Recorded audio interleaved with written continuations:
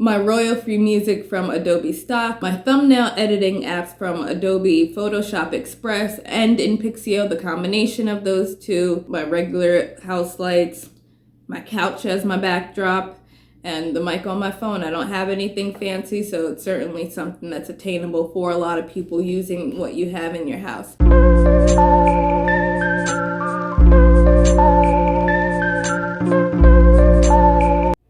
Hey guys, it's Delisha, and today I wanted to go through my current beginner YouTuber setup.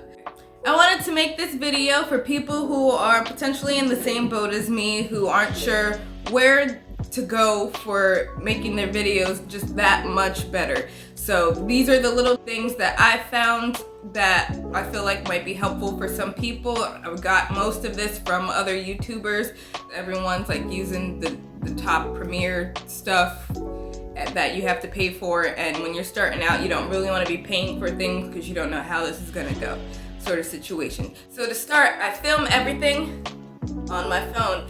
I have the Android Galaxy S10. I don't have an iPhone. I don't subscribe to Apple's nonsense of being $1 million to break down in 2 years. This phone lasts me long enough. Android has always lasted me long enough. I've never had an iPhone, so this works, and clearly you can see me, and that's kind of all that matters.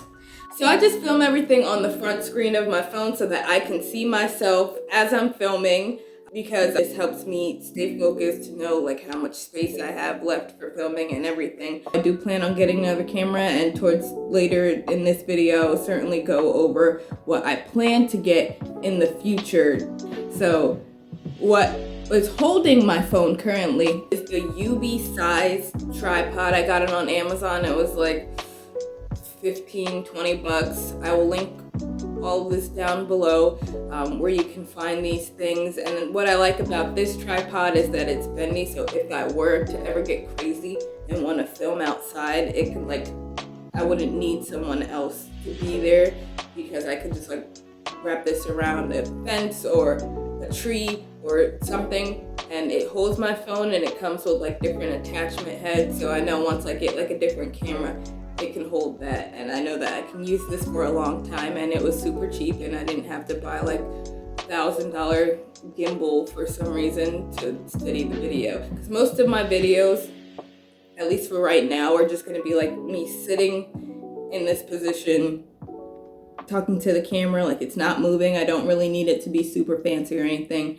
I didn't have a tripod before, and people were pointing it out, so peer pressure, it works. The next thing that keeps me on track is my notebook, which I actually designed this through Amazon KDP. That's a video for another time, but what I made with this is just a book that has to-do lists in the front that you can use for a whole week, and then a bunch of blank writing space, because I needed something to keep me organized and to write down my ideas and checking off a to-do list, even if it's something as minor as get up today. Amazing, 10 out of 10. So I made this book. You can get it also linked down below. I also have another cover that's not as dark, because I feel like that doesn't fit so many people's aesthetics. Everyone's bright and bubbly, and I'm dark on the inside. Anyways, you keep your thoughts organized. That will definitely help you out with making your content, because you're not just rambling, kind of like how I'm doing now.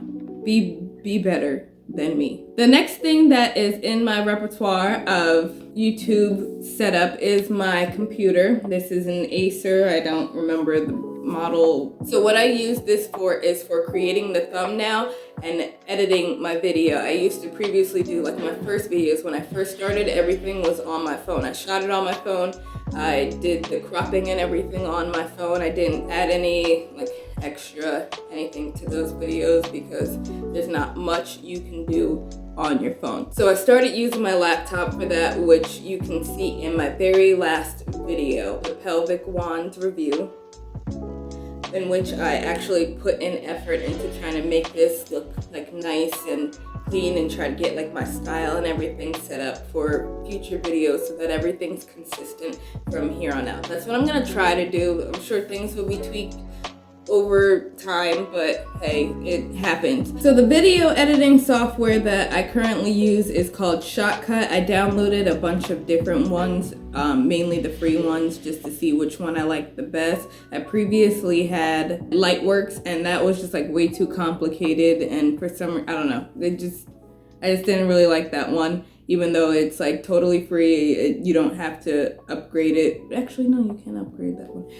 Either way, Shotcut is like free. I don't think there's like a pro version where you're missing out on anything. It just is what it is, and it's very easy to use in comparison. So I really like that one. So I also get my royal-free music from Adobe stock. So you can just type in on Google royal-free music. A bunch of different websites will come up. Adobe was one that came up, and I like their music selection on there, and it has like the time frames so you can kind of get it to sync with your video, or you can do like how I did, just get one that's shorter but then just keep inserting it so that it kind of just plays over and over in the background, which works just fine. People aren't going to notice. For the thumbnail editing, I used Adobe Photoshop Express in combination with InPixio. The thing I like is the filter that Adobe Photoshop Express has, like the color of it, because I feel like I can get exactly the type of like shade that I like, kind of like an Instagram filter for the thumbnail. But the only thing I don't like about the Photoshop Express, like I love that it's free and it's Adobe, so that's like, it makes it super easy, but you can't add words or any sort of text to your photograph. So that's where I use it in combination with InPixio. The other thing that I like about the Adobe Photoshop Express is that it has the option to crop specifically to various social media website sizes. So there is a crop size specifically for YouTube banner or YouTube thumbnail, which makes it so much easier because you're not guessing what your image size needs to be. So I can select my filter on there, color grade it the way I need it to be, select the crop down to be YouTube thumbnail, and then download that to my computer and upload it in InPixio, where I can add my text art and everything, and those little things like animations and all of that I can't do in the Photoshop Express.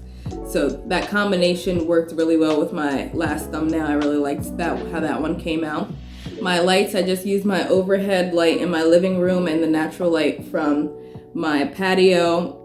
It's not the best setup because like if someone walks by you can see, but it'll do for now. I plan on getting other lights later on, once I get like more established and everything. My backdrop, I'm trying not to change it. I'm just gonna be like here on my couch in front of my art, because I feel like this is like a good backdrop. It's unique. No one else is gonna have it because I randomly made that one day. If you want to see a video on how I made that, I've got it. My microphone is just straight out of the phone. I don't have any external mics. I do want one because I watched a bunch of videos on how it certainly makes the audio sound better. I'm waiting to add all of that. And then the last thing for editing is an old pair of headphones that I have. These are Sony MDR XB450. I got these years ago, so I'm sure any pair of headphones, especially newer ones, even the ones that like come with your phone, probably are even better than those because these are like a million years old. But it helps with hearing how I sound on the playback, so I know like what you guys are hearing on that. So that definitely is a big part of editing your video, is having good audio. So you want to know what you sound like to other people. So that's my setup that I have: my phone, my tripod, my laptop, my headphones, the editing software Shotcut, my royal-free music from Adobe stock. So the things on my list that I wish to gain in order to up my YouTube game is the Sony ZV-1 camera. I've watched a lot of videos recently on how that one's really good for like vloggers and people who are doing this sort of setup where you're just sitting still and generally are showing products. that's kind of what I want to aim to get into. So I know that camera has product stabilization, so normally cameras, like when you put something in front of it, it like takes a long time to focus on it because it's trying to focus on your face. That camera has like a mode where you like turn it on ahead of time so that when you stick something in front of the camera, it knows to just switch to that and you're not sitting there with that awkward, hey, pick it up kind of pause thing. So that in and of itself is just like puts it a plus in my book. There's definitely much better cameras that further down the line I would be interested in getting, but those are generally the interchangeable lens cameras, which you can watch other YouTube videos on. I'm not an expert on any of this, but from the little bit of information that I've gathered, the interchangeable lenses cameras are typically better because you can adjust to your various needs. If you're going out traveling, you get a smaller lens or bigger. I don't know how that works. See, don't ask me. Either way, you can change your lens to fit for the fact that you're outside versus one where you're like kind of in a studio setting and your camera's not going to be moving and you can just swap it out to your needs. The Sony ZV-1 does not have that. It's just kind of you get what's inside the camera and that's it, which is fine, again, for a step up from just my phone. That's just what I'm working towards right now. That one's I think is like $780 US right now, something along those lines. I don't really plan to change the tripod anytime soon. I haven't really looked too into those to see the different types of brands and what they can all do. This one works just fine for me because again, I'm going to be sitting still. I'm not really going out and about, and if I did need to, this one can wrap around anything that I needed to wrap around.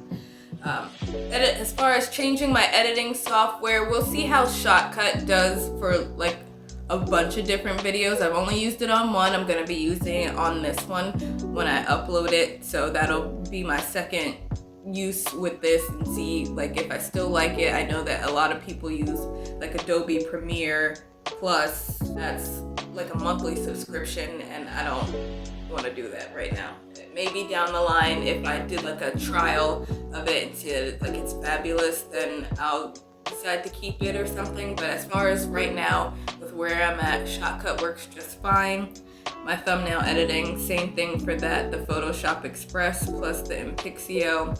I really do like the Adobe's layout for the Photoshop Express, so I'm sure it's similar to just like plain Photoshop, but again, that's something that you have to pay for on a regular, so maybe eventually I will just switch to just plain Photoshop and just get my all-in-one. So this way I don't have to deal with two different apps. That would probably be really helpful. So that's probably what I'll move to in the future for editing thumbnails. I know that there's a bunch of other websites and everything that you can use, but this is what I'm going with for now. As far as lights, I plan on at some point maybe getting like a ring light that when I get the camera, because I plan to kind of get these all in conjunction. So if I get the Sony ZV-1, I want to get a ring light that goes around it, so it's not like I have to get a standalone ring light, because if I were to travel with it, how would I bring my ring light? That's, you know, it has to be one that like attaches to the stand and everything. So I plan on getting one of those, or a softbox light that I can just have in my living room to just light up better than the overhead light, because I feel like the direction of this is not really the best, but again, it'll do for now because I'm just getting content out there. And as far as the microphone, the research that I did, I want to do the Rode Video Micro Compact, just for starters, because the quality on it is obviously better than what I'm getting out of my phone. It's not as great as like their Premiere ones, and I'm sure I'll move to that one further down the line, but it's small. Can clip onto anything and it works. They also have the Rode micro, like wireless Go 2 or something like that. Those seem very interesting, but those are more for like if you're getting a body mic that you like clip onto your shirt. I might be interested in that. I haven't really gone down that rabbit hole of YouTube videos to see how that compares to like one that you attach to the camera directly. I mean, I'm sure, again, anything is better than currently what I have, but that's just what my current plans are.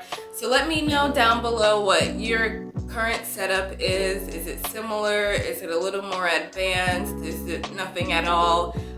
What in this do you think that you'll be checking out? Just leave it all in a comment down below, and please like this video if you like this sort of content. Subscribe, because I'm really trying to get this going. I'm trying to keep myself on a schedule for every Tuesday and Friday. I'm saying that now because I'm gonna hold myself accountable, and I'm gonna leave this in the video so you guys can also hold me accountable for if I do not follow that schedule.